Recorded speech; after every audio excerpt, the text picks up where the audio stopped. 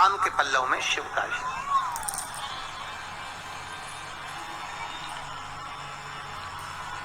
भगवान भूत भावन भूतेश्वर मेरे शिव, मेरे करुणा सागर, मेरे शंकर, मेरे त्रिकालदर्शी, मेरे कैलाशी, मेरे भोलेनाथ स्वतः कह रहे हैं, अरे रति तुम रोती क्यों है? तुम्हारे रोने का कारण क्या है? प्रभु मेरे पति के साथ ये आम का पेड़ भी जलकर भस्म हुआ। आम का पेड़। भागवत जी किस किसने सुनी है? हाथ उठाओ जरा, जिन जिन ने भागवत जी सुनी है। आप लोगों ने सुनी है भागवत? रखिए हाथ। अगर आप लोगों ने भागवत सुनी होगी तो उसमें वर्णन आता है, तक्षक नाग डसने के लिए जब जा रहा था तब ब्राह्मण देवता जो जहर उतारना जानते थे उनको लेकर राजा परीक्षित के पुत्रों ने अपने दूतों को भेजा था लाने के लिए कि एक ब्राह्मण ऐसे हैं कि वो तक्षक नाग का जहर उतार सकते हैं, वो तक्षक नाग के जहर को समाप्त कर सकते हैं, तो आप उनको लेकर आओ। और वो तक्षक नाग का जहर उतारने वाले उस ब्राह्मण को लेकर जा रहे थे। तो सर्प ने विचार करा, तक्षक नाग ने कि बताओ ये तो गजब का काम कर रहा, अगर ये ब्राह्मण पहुंच गया तो ये ब्राह्मण तो सर्प का जहर उतार देगा। तो सांप तक्षक नाग को ये चिंता लग गई कि मेरे को ही डसना है और मेरे जहर ये उतार देगा, और डसने अभी एक ही बार है और मरना चाहिए परीक्षित को श्राप लगा है, अब करूं तो करूं क्या? तो सर्प ने विचार करा कि मैं एक रूप रख कर जाता हूं और इस ब्राह्मण की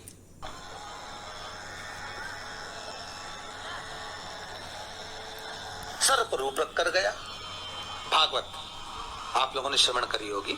तो जब तक्षक रूप रख कर गया और उस ब्राह्मण के पास में जाकर पूछा कि ब्राह्मण देवता ये बताओ कि आप कहां जा रहे हो? तो ब्राह्मण बोला आपको नहीं मालूम, राजा परीक्षित को सांप डसने वाला है तक्षक नाग और मैं जहर उतारना जानता हूं। अच्छा,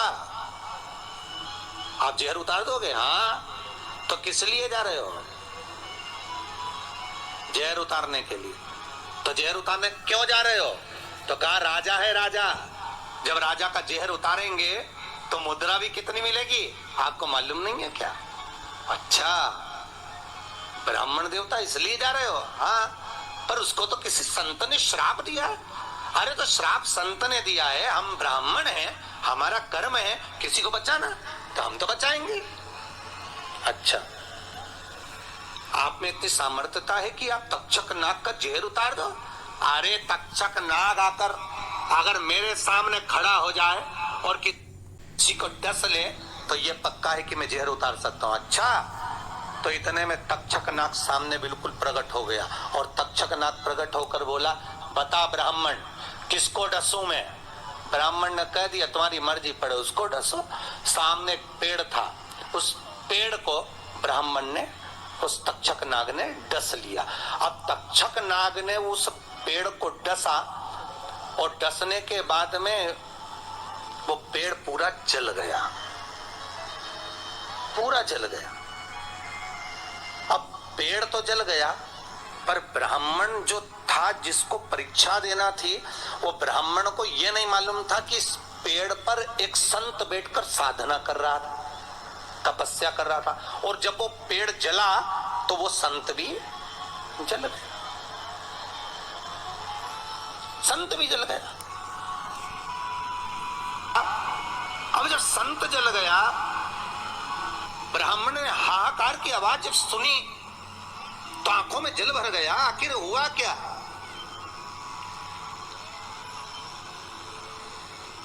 ये संत जल कैसे गया? तो कहा इसके जलने का कारण केवल इतना है कि अब आप जीवित करो, इस पेड़ को हरा भरा करो, इस पेड़ को हरा भरा कर दीजिए।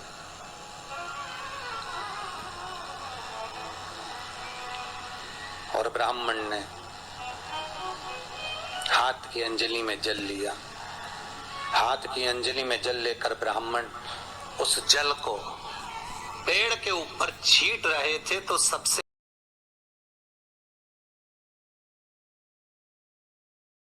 ये मन में सोचा कि भोलेनाथ शंभु त्रिकालदर्शी है, कैलाशी, कृपा ऐसी करना कि सबसे पहले जो पेड़ पर जो संत बैठा था वो जीवित होना चाहिए।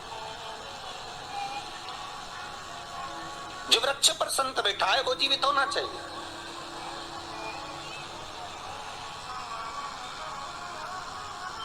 हाथ का जल ब्राह्मण ने जैसे ही छोड़ा, छोड़ते से ही पेड़ भी हरा भरा हो गया और उसके ऊपर जो संत बैठे थे वो भी जीवित हो गए।